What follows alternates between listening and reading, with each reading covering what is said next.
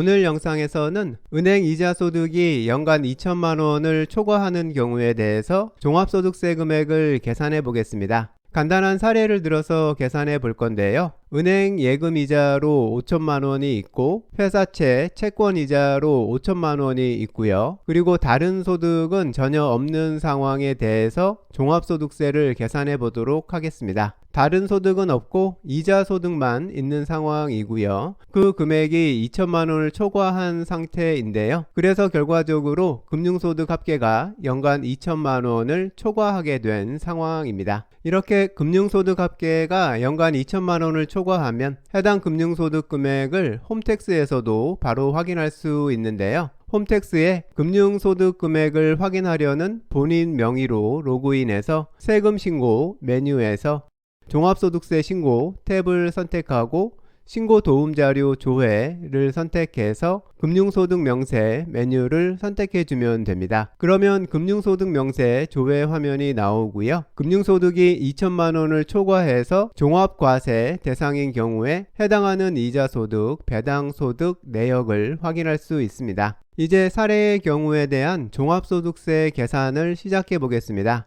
금융소득이 2천만 원을 초과해서 종합과세를 하게 되는 경우에는 금융소득을 포함한 종합소득에 대한 세금은 비교과세 방식으로 계산하게 됩니다. 비교과세 방식은 두 가지 방식으로 계산한 세금 금액을 서로 비교해서 최종 납부할 세금을 결정하는 방식인데요. 우선 금융소득을 종합소득세 계산에 사용하는 기본세율로 과세할 때의 세금 산출세액을 계산해 보고요. 다음으로 금융소득 전체를 14% 원천징수세율로 과세했을 때의 세금 산출세액을 계산합니다. 그리고 이 두 가지 산출세액 금액 중에서 더 큰 금액을 종합소득 산출세액으로 결정하는 방법이 비교과세 방법입니다.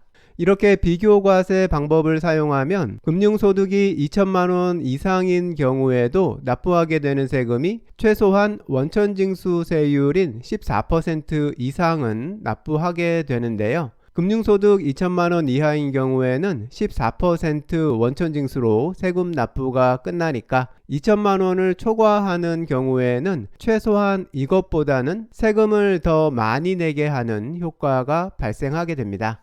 이제 이 비교과세 방법을 적용해서 사례의 경우에 대한 산출세액을 계산해 보겠습니다. 우선 종합소득세 기본세율로 과세할 경우를 계산해 보면요. 기본세율로 과세할 경우에 대한 세금 계산은 계산 과정을 다시 둘로 나누어서 계산해야 하는데요. 우선 2천만 원까지는 14% 분리과세 세율을 적용해서 세액을 계산해 줍니다.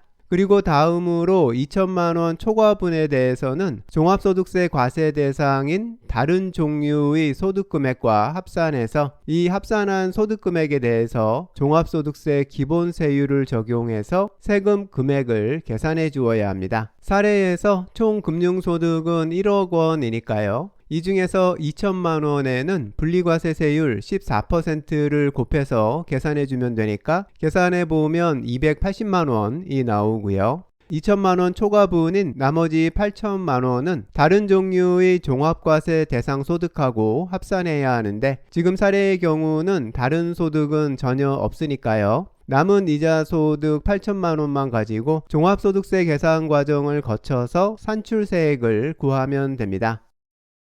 여기서 종합소득세 계산 과정을 간단히 보면 지금 화면하고 같은데요. 이 계산 과정에 사례의 내용을 대입해 주면 됩니다. 이자소득밖에 없는 상황이니까 이자소득 중 2천만 원 초과분인 8천만 원이 종합소득 금액에 들어가면 되고요. 다음으로 신고인 본인이 적용받을 수 있는 인적공제 등등의 소득공제 항목을 잘 살펴보고 적용 가능한 항목들을 모두 적용해 주면 되는데요. 여기서는 이 소득공제 금액이 510만 원이라고 해볼 거고요. 이렇게 되면 종합소득 과세표준 금액은 7,490만 원이 나옵니다. 다음은 해당하는 세율을 선택하면 되니까요. 이 7,490만 원을 종합소득세 기본세율 표에서 보면 세율 24%에 누진공제액 522만 원이 적용되는 구간에 해당하는 걸 볼 수 있습니다. 이 해당 세율을 적용해주고 계산되는 세액은 1275만 6천 원이 됩니다. 이제 2천만 원을 기준으로 계산해둔 금액 두 가지를 합해주면 되니까요. 그러면 기본 세율을 이용해서 계산한 세액은 1555만 6천 원이 됩니다. 이 금액이 사례의 경우를 기본 세율로 과세했을 때의 산출세액이 되는 겁니다. 다음은 사례의 경우를 원천징수 세율로 과세했을 때 산출세액을 구해야 하는데요. 이 경우에는 우선 금융소득은 전액 따로 떼서 14%의 분리과세세율을 적용해서 세금을 계산하고요. 그리고 금융소득하고 합산해야 하는 다른 종합소득세 과세 대상 소득이 있다면 금융소득을 제외한 다른 소득 금액들만 따로 합산해서 종합소득세 계산 과정을 거쳐서 세금을 계산하면 됩니다. 사례의 경우는 이자소득만 있는 경우니까 전체 이자소득 금액 1억 원에다가 분리과세세율 14%를 곱해주면 1,400만 원이 나오고요. 그리고 다른 종합소득세 과세 대상 소득은 없으니까 세금 계산은 이걸로 끝나게 됩니다. 사례와 같은 경우에 대해서 원천징수세율로 과세하면 산출세액이 1,400만 원이 되는 겁니다. 여기까지 이자소득 1억 원에 대해서 종합과세 방식에 따른 비교과세에 필요한 산출세액들을 계산했는데요. 이제 기본세율을 적용해서 구한 산출세액하고 원천징수세율을 적용한 산출세액 중에서 더 큰 금액을 선택해주면 됩니다.